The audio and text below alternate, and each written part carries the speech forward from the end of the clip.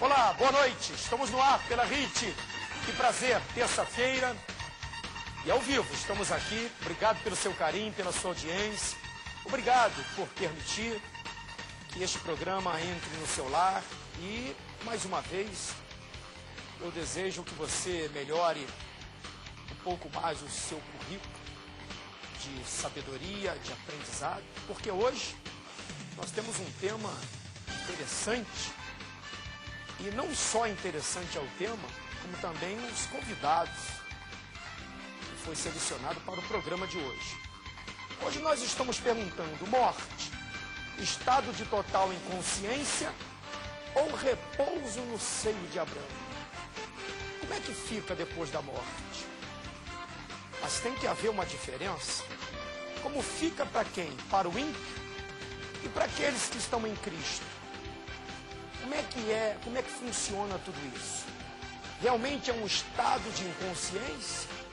Ou vamos para o seio de Abraão e viver com Abraão até que Cristo volte para resgatar os seus, para comermos, como diz a Bíblia, se alimentar da árvore da vida que se encontra no paraíso? Bom, eu, como você, estou aqui para aprender. Por isso, os dois convidados que estão aqui terão essa missão de trazer para nós, dentro da palavra de Deus, aquilo que é verdadeiro. E você aí vai discernir com a sua sabedoria, com a sua inteligência, aquilo que for certo. Fique aí, e eu estou aqui. Está no ar o Vejam Só.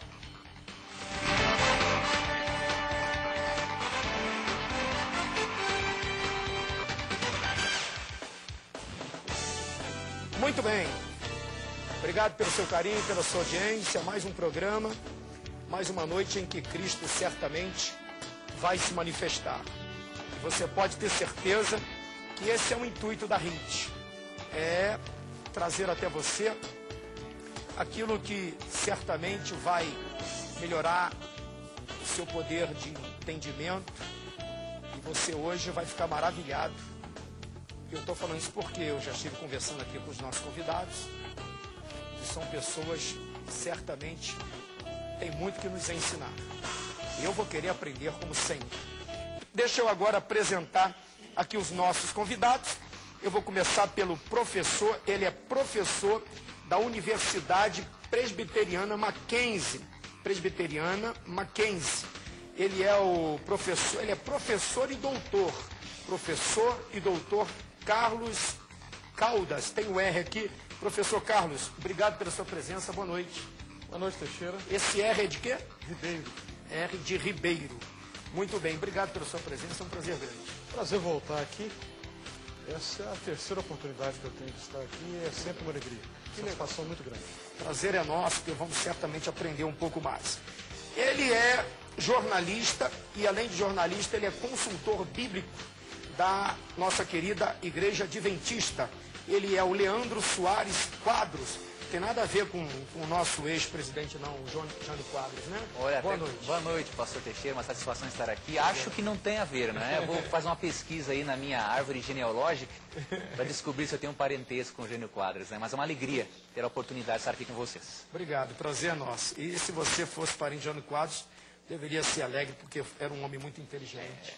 E foi, dentro do que ele pôde ser, foi de um bom caráter. Bom, antes da gente entrar para o debate, nós vamos usar a matéria, e você que está em casa hoje, o tema é interessante. Morte, estado de total inconsciência ou repouso no seio de Abraão?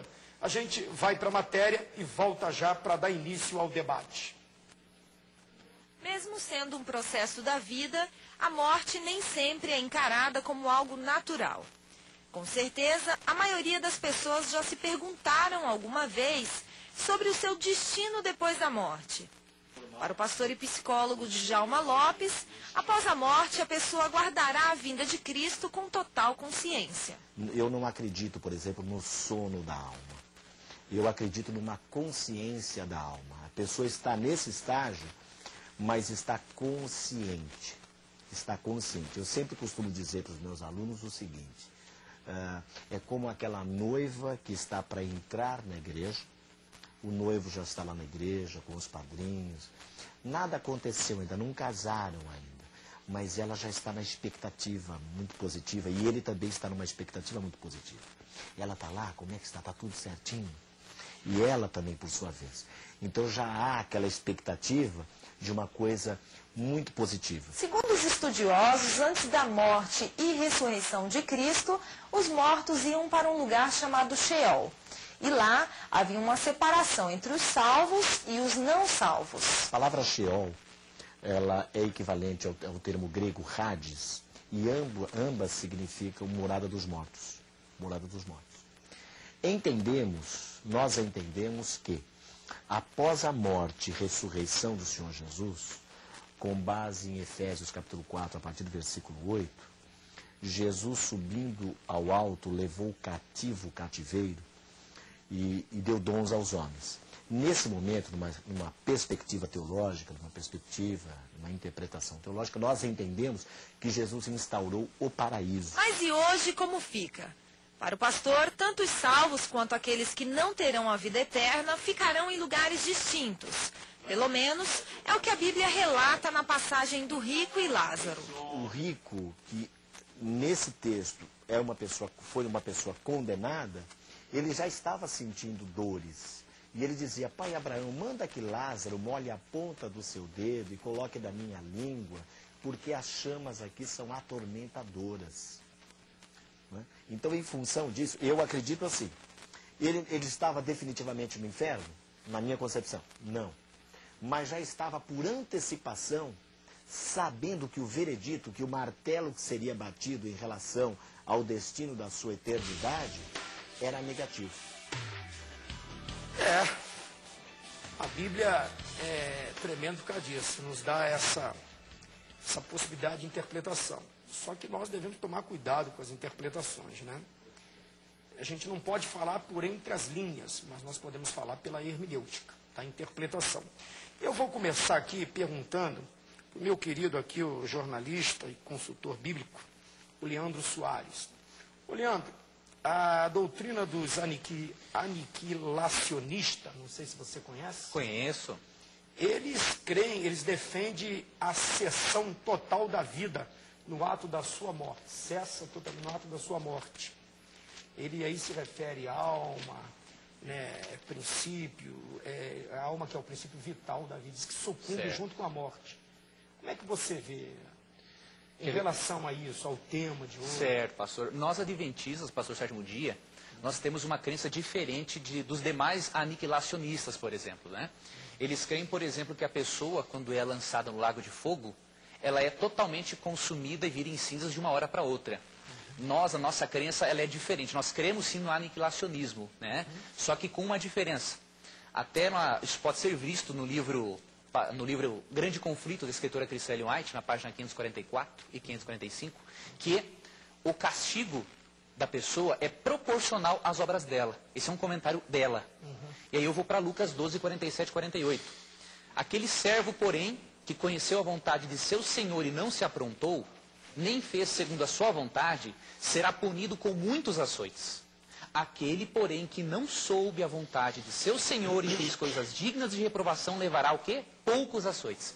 Então nós cremos, pastor, e também o professor Carlos, que o castigo no lago de fogo, que cremos que vai existir no futuro, ele é proporcional às obras do indivíduo. Então nós não cremos que todas as pessoas vão ser aniquiladas instantaneamente. Por exemplo, é injusto Deus condenar na mesma proporção, isso até é bíblico, um pecador de 70 anos e o diabo, que é o pai da mentira e originador do pecado. Então nós cremos que cada pessoa, né, vai ser castigada no lago de fogo proporcionalmente às suas obras. E o diabo, com certeza, vai ser o último a ser destruído nesse lago de fogo. Porque Romanos 16, 20 afirma que um dia Satanás será esmagado. Agora, a nossa doutrina aniquilacionista, queria deixar bem claro para o telespectador da Rede TV, é diferente das demais. Nós cremos sim no aniquilacionismo, só que antes o ímpio tem que pagar sim pelo que ele fez, porque senão não seria um castigo, não é? Agora, isso você está falando, você está